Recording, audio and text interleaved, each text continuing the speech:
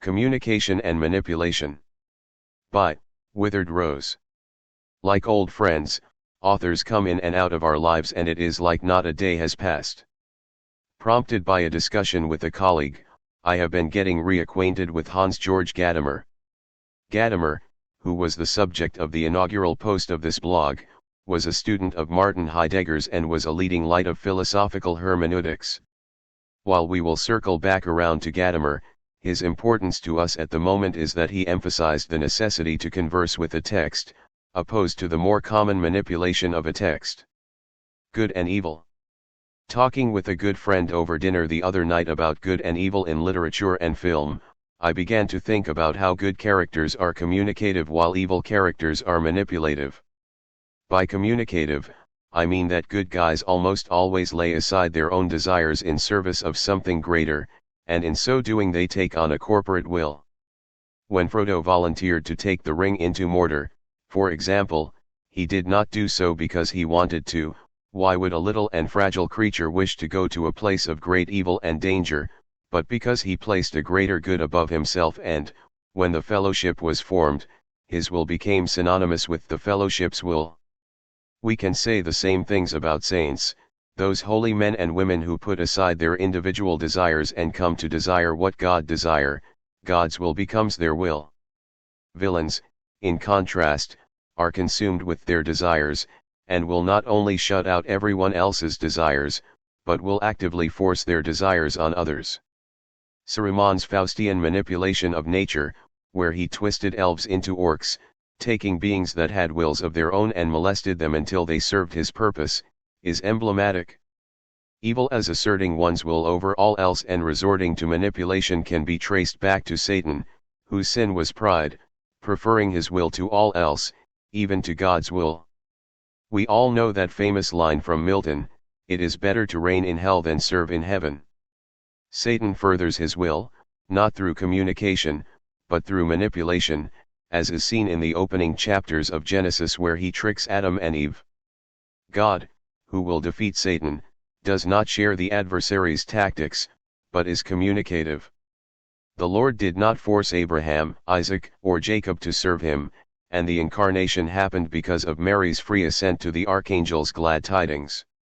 God comes to man and offers him salvation, but man is left with the ability to say no. If there is ever a time when manipulation might be justified for the sake of a greater good, it would be in a war against Satan, but even then, God, who is goodness itself, chose communication. A basic ethical principle shows itself: we ought to choose communication and eschew manipulation, lest we become like Saruman and Satan. Relationships.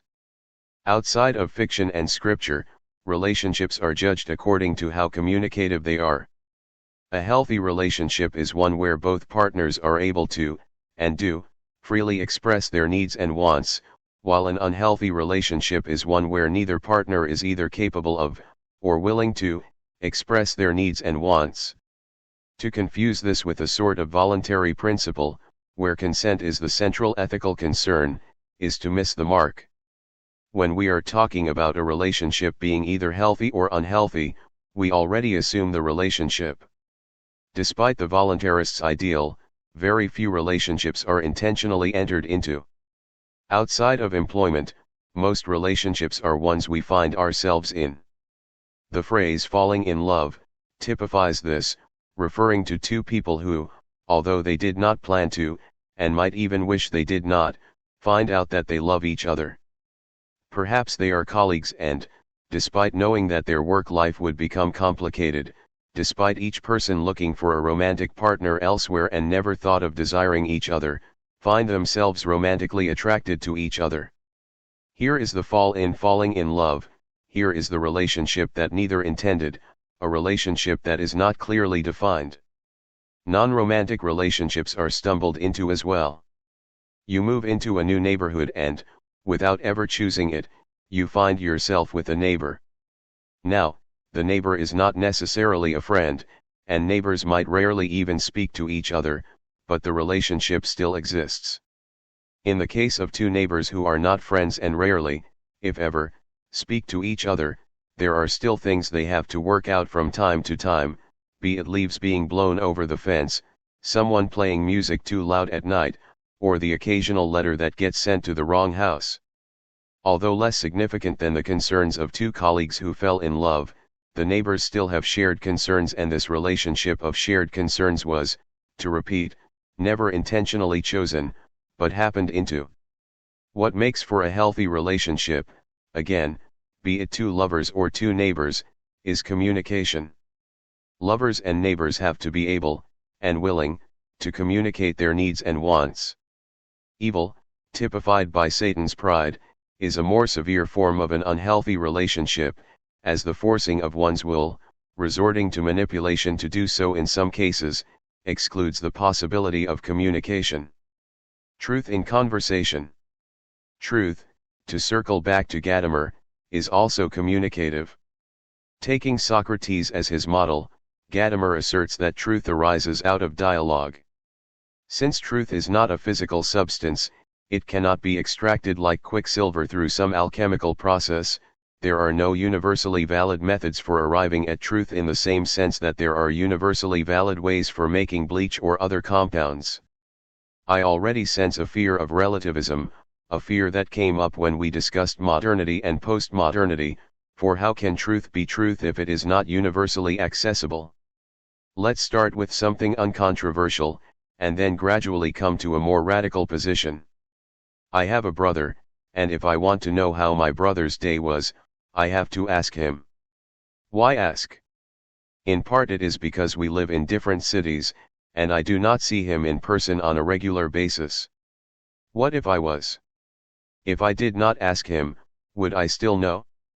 Let's table that for a second, and ask, would you know? Chances are you do not know my brother, but you might think you could judge how his day was if you shadowed him for the day. Yet, this is not a foolproof method. You cannot extract quicksilver here, because my brother might be keeping up appearances.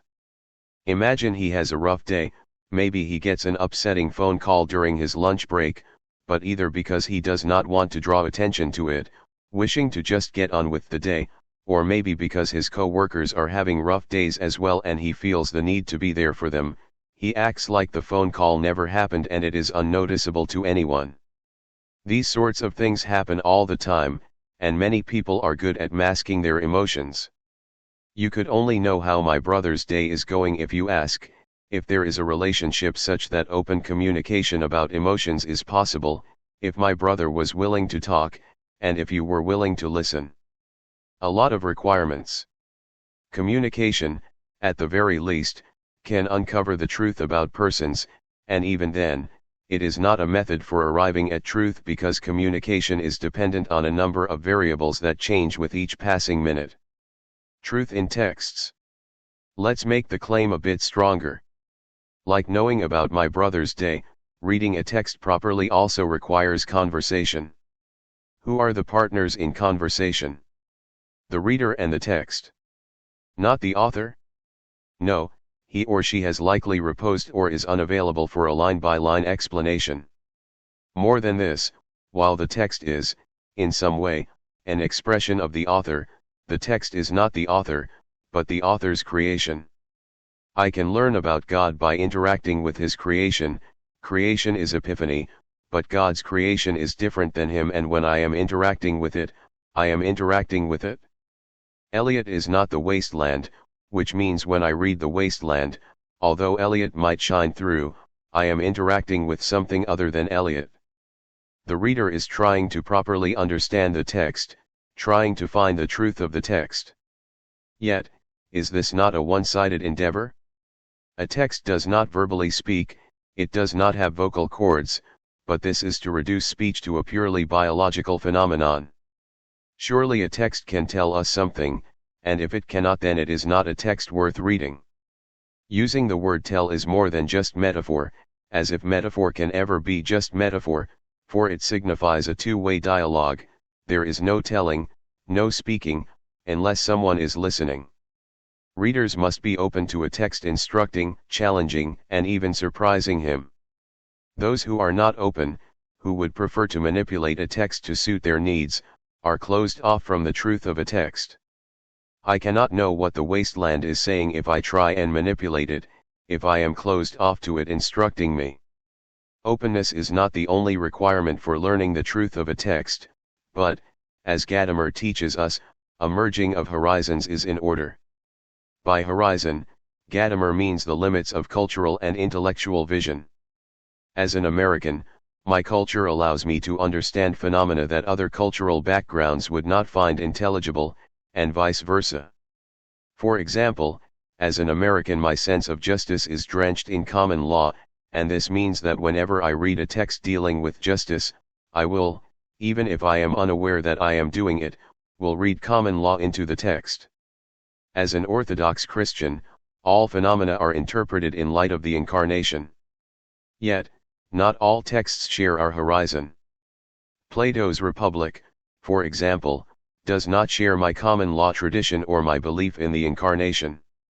To force my own horizon onto the Republic would distort its meaning, blocking my access to its truth, and, ultimately, turn into manipulation. To leave my horizon aside and adopt the Republic's horizon, while noble in intention, is impossible. I cannot stop being myself. On a more technical level, horizons are lived, they are not a set of propositions. Being an American or an Orthodox Christian is not simply adopting a set of propositions, it is, on the contrary, living a particular kind of life. Attempting to dwell in another's horizon, without living in that horizon is bad acting and even insulting. It is saying to the other, by comprehending a set of propositions I can understand your very life, without having lived a day in your shoes. To live another's horizon, without making it your own, is bad faith and impractical for textual interpretation. What can be done then? Gadamer thinks the way out of this dilemma is to merge horizons, and this means finding some common ground between yourself and the text you are reading, then using this common ground as a basis reading the text. In the case of the Republic, there is the good, the source of all things and in the light of which all things are seen, and this sounds a lot like the Christian God. To say the good is the Christian God, without making some qualifications, is false, because the good, if we are strictly speaking of the Republic, is impersonal, whereas the Christian God is three persons, but there are enough similarities that it can be used as a bridge between the two horizons. Justice, in the Republic, is defined as giving each his due, and later this is expanded upon by giving each part of the soul its due, and this basic definition of justice fits in very nice with the common law tradition, despite the Republic proposing system of justice very different from common law. Differences exist, and their existence is a good thing. It makes the world interesting. How boring it would be if every text was the same, but there are also commonalities that allow two different people to talk to each other. Merging horizons, finding a bridge between reader and text, allows a conversation to take place between reader and text, and makes place for the openness in which truth can be heard. Truth in art and politics. Moving away from Gadamer for a second, though we will come back to him again, let's look at his teacher, Martin Heidegger. In Origin of the Work of Art, Heidegger explains how an artwork opens up a world and uses the example of a Greek temple. Standing there, the building rests on the rocky ground. This resting of the work draws up out of the rock the obscurity of that rock's bulky yet spontaneous support. Standing there, the building holds its ground against the storm raging above it and so first makes the storm itself manifest in its violence. The luster and gleam of the stone, though itself apparently glowing only by the grace of the sun, first brings to radiance the light of the day, the breath of the darkness of the night. The temple's firm towering makes visible the invisible space of the air. The steadfastness of the work contrasts with the surge of the surf, and its own repose brings out the raging of the sea. Tree and grass, eagle and bull, snake and cricket first enter into their distinctive shapes and thus come to appear as what they are. The Greeks early called this emerging and rising in itself and in all things physis. It illumines also that on which and in which man bases his dwelling. We call this ground the earth. What this word says is not to be associated with the idea of a mass of matter deposited somewhere, or with the merely astronomical idea of a planet. Earth is that whence the arising brings back and shelters everything that arises as such. In the things that arise, earth occurs essentially as the sheltering agent. The temple work, standing there, opens up a world, and at the same time sets this world back again on earth, which itself only thus emerges as native ground. Basic Writings, 169. The temple, standing there, shows the environment for as it is, but how it would be missed if the temple was not there. It is the temple that makes present the crashing waves, for it is against the stable ground of the temple that the raging storm is contrasted. Above the temple is the sky, which is contrasted, by the presence of the temple, with the rocky earth.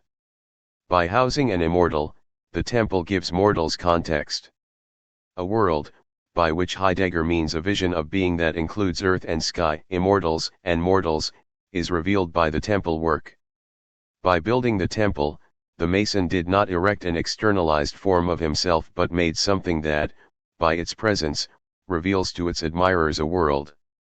Good art does this, regardless of the art is masonry or poetry, painting or singing. Yet, the world revealed is not a world we wish was, or a world other than our world, it is a true reflection of reality, Heidegger would say of being. This does not exclude fantasy or science fiction, as the works of Tolkien and Herbert, while set in imaginary lands, tell us something about our own reality. Moving to politics, and then coming back to Gadamer and bringing in our themes of communication and manipulation, certain political events can function the same way as an artwork.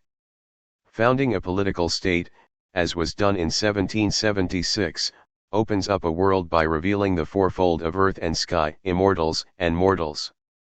In the context of 1776, a conception of man, mortal, his relationship to society, earth, to God, immortals, and the higher domain of rights and duties, sky, was opened, and since 1776 Americans have been living in that open.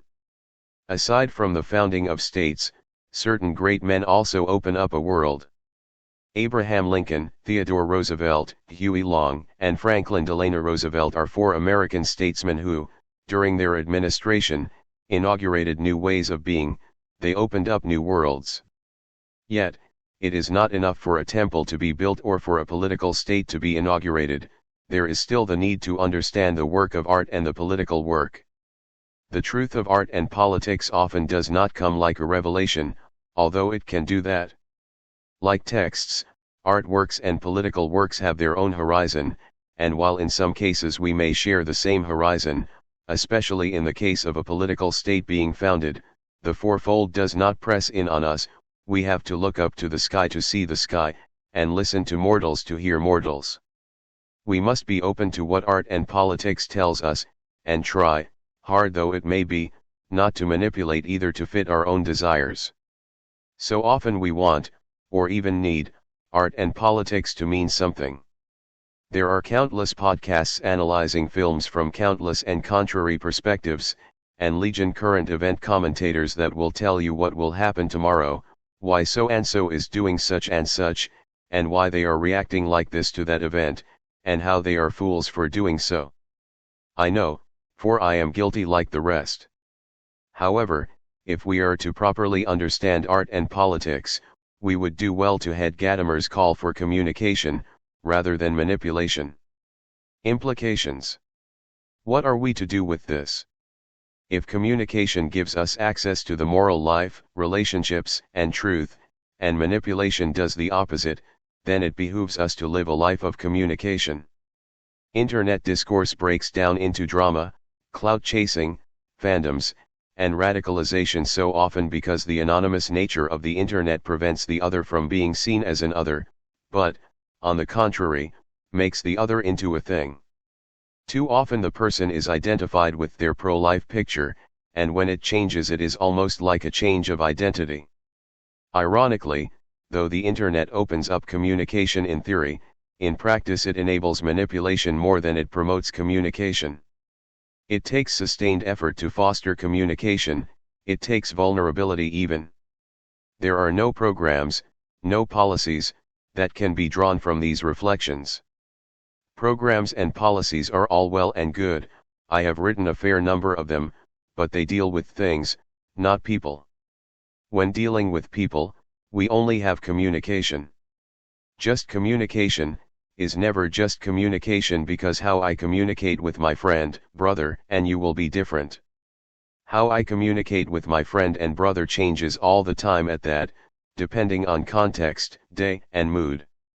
To navigate communication is like playing hockey, there is no rule for when you shoot the puck, you have to learn through practice, and eventually you will get a feel for it. What do we do with this? Give communication a shot, and develop the feel needed to make it work.